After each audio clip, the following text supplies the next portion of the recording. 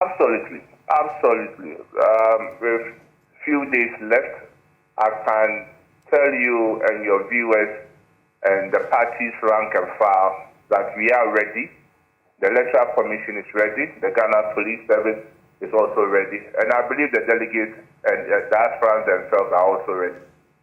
Okay. And in terms of security, you've mentioned the police. Also because of what we saw in the super delegates. I mean, Alan Chamanteng is no more with you. Primarily, he's mentioned that as an excuse. What is going to happen on the day as far as security and ensuring that, there's no repetition of violence in parts of the country? Well, we have never had the perfect elections in this world. And we always learn from the previous ones and improve on the future ones. As you may recall, about a week ago, the party, the Electoral Commission, the Ghana Police Service, together with the aspirants, had a meeting at the police headquarters. And we are all clear in our minds about the role that the Ghana Police Service will be playing on Saturday.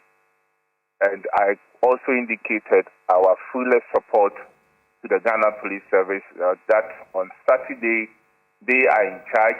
They are supposed to make sure that there is maximum security in and around where the voting will be taking place, in all the 277 centers that we are going to have the election. And on that day, I've also given them the assurance that as a party, we will comport ourselves very well, and nobody, even from the presidency to the national party, on that day will have the right to interfere with the work that will be done by the Electoral Commission or the Ghana Police. And anyone who makes any attempt to cause any havoc or chaos there should be arrested by the Ghana Police Service. So I'm sure that the police service will be up to the task, and we're looking forward to having a very successful primary on Saturday.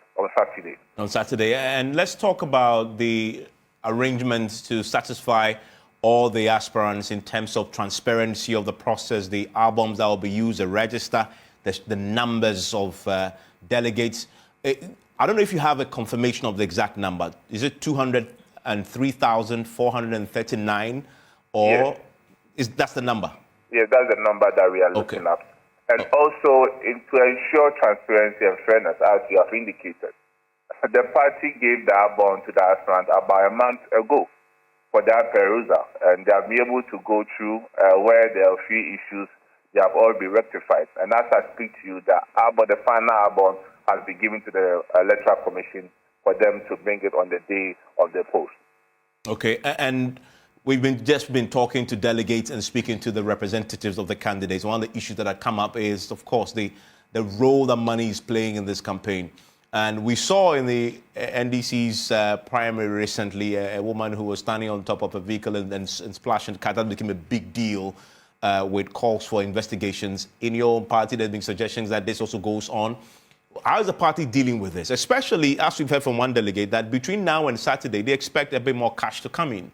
Is the party taking a serious view of this? Well, some people will also be disappointed because I don't know how about 203,000 delegates, an aspirant will be able to give maybe 200 cities or 300 cities to each of them.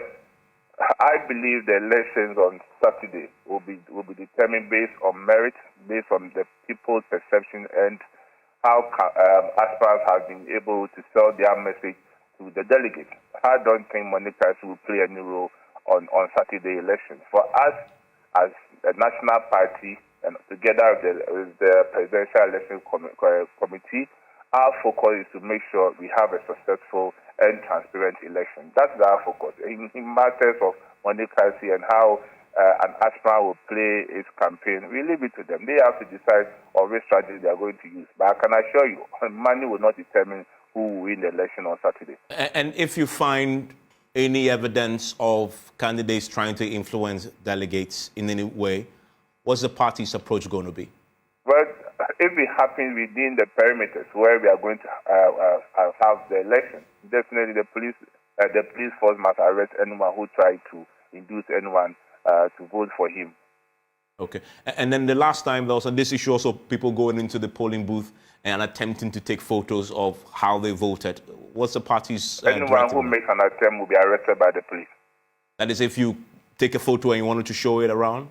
Anyone who tries will be arrested by the police. Okay. Justin Kodua, thank you.